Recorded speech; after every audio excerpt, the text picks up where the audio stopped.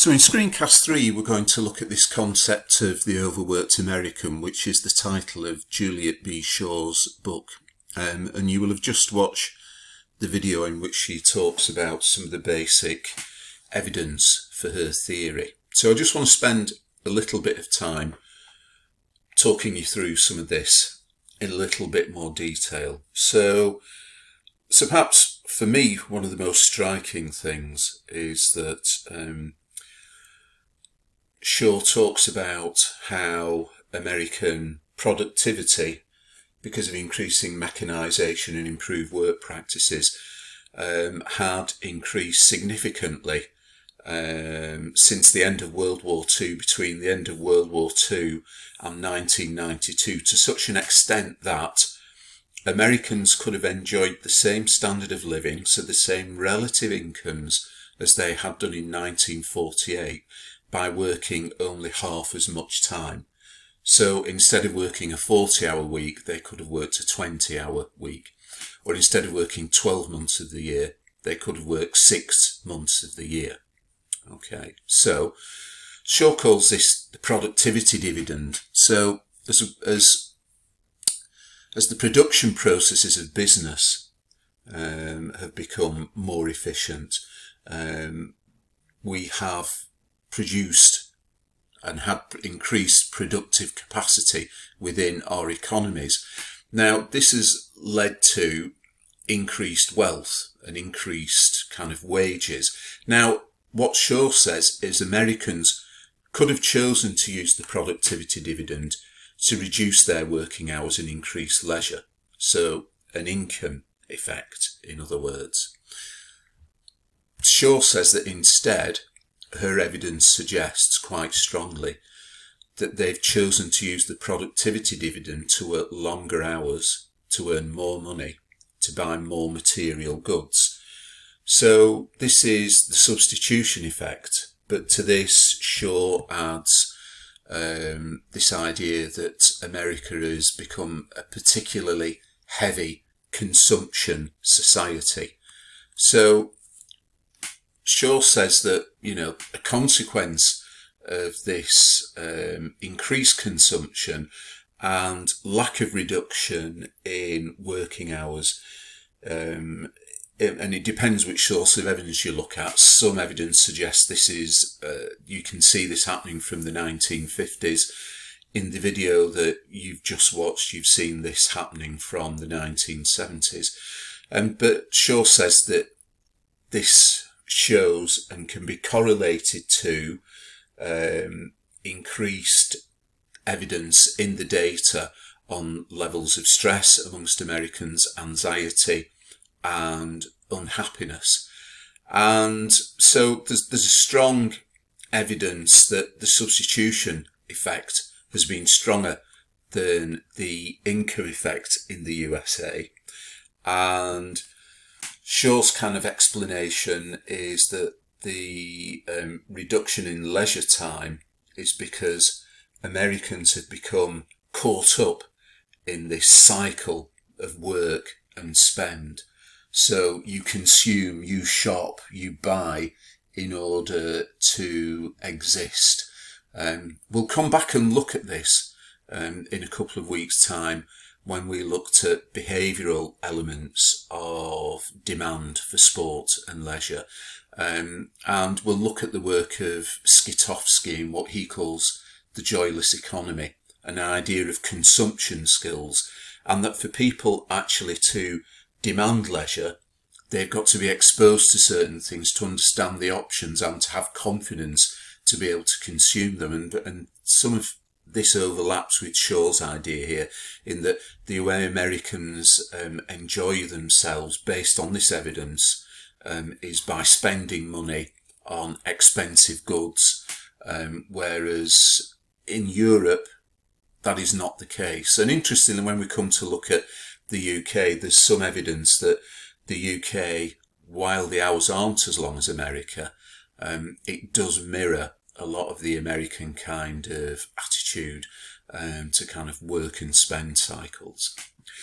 So just some more data here and a bit more up-to-date data. So this is taken from the OECD, and the OECD is a group of 37 nations who exist to kind of promote economic development and world trade.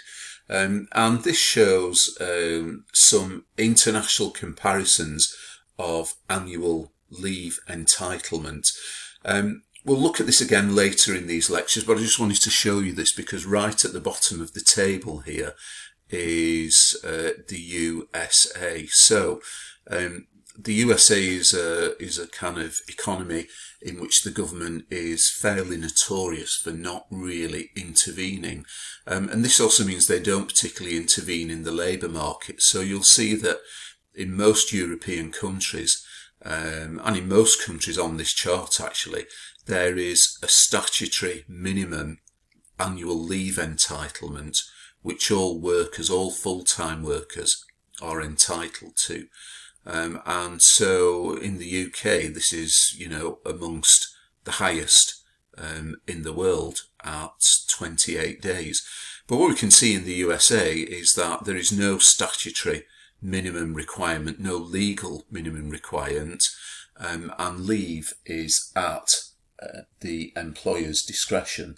And what I can tell you is that because, my wife in the 1990s did work in the USA, is that most Americans have an annual leave entitlement, discretionary annual leave outside of public holidays of around 2 weeks. But there's no statutory minimum. So the average US worker might end up with, 19 or 20 days annual leave, which puts them very much towards the bottom of the international league table, and particularly for a wealthy country with very high GDP per population. This isn't what we'd expect to see if there was an income effect in operation. And on top of this, so despite the fact that US workers have a very low level of paid annual leave, which are given at the employer's discretion, but which aren't legally a requirement. There's no kind of enshrinement in law of a right to individual vacation leave in the States. Even despite that, and despite the fact that they've got very low levels of annual leave, what we can see from this data, and this is taken from Statista, which is a source that you can access under the A to Z databases on the Shoe Library Gateway. What you can see is that based on this sample of around 1,200 workers in the US taken in 2016, you can see that half of them, almost half of them, did not use all of their paid vacation days in the United States. So some of them feel almost that there is an expectation from their employers that they should not use all their leave even though they are entitled to it. So there is a work culture driven by this kind of Protestant work ethic in the United States, which suggests that work is good and that being at leisure and idle is a less good use of time. So we can see that, half of Americans do not take their annual leave, and this is something else that can obviously impact on leisure time and time for sport, time for activity, and also on mental health and well-being. This again from Statista is showing us that this trend as well appears to be increasing. So here we've got the number of wasted vacation days taken in America. So if we think there's a population of around about 300 million, I think, 250, 300 million in the USA, we can see that, that for every person in America, let alone every person in the labour population, in the labour force, for every man, woman and child in the US, there are around 3 unpaid leave days. which equates to, if you look at the labour force, I would expect the labour force to be around 200 million, maybe, in the US. So that's around 3.5 to 4 days of untaken leave in the US, which, when you've got a kind of discretionary allowance of maybe 10 days, is almost half your leave, which is not being taken by Americans. And just another kind of piece of information, which shows that, you know, this kind of work culture isn't just limited to the United States, where we can see that, according to this survey, 58% of American citizens said that they did not use all of their vacation days. It's higher in lots of other countries, including Great Britain, which is 74%. Although it has to be said that the annual leave allowance in a lot of these countries, except for countries like Mexico, which has got a very low annual leave allowance, as we saw on the earlier slide, what we can see is that it's not unique to America, but in America there are relatively low annual leave allowances anyway, and even then many of these are not being taken up by Americans. So there's some evidence on annual leave there.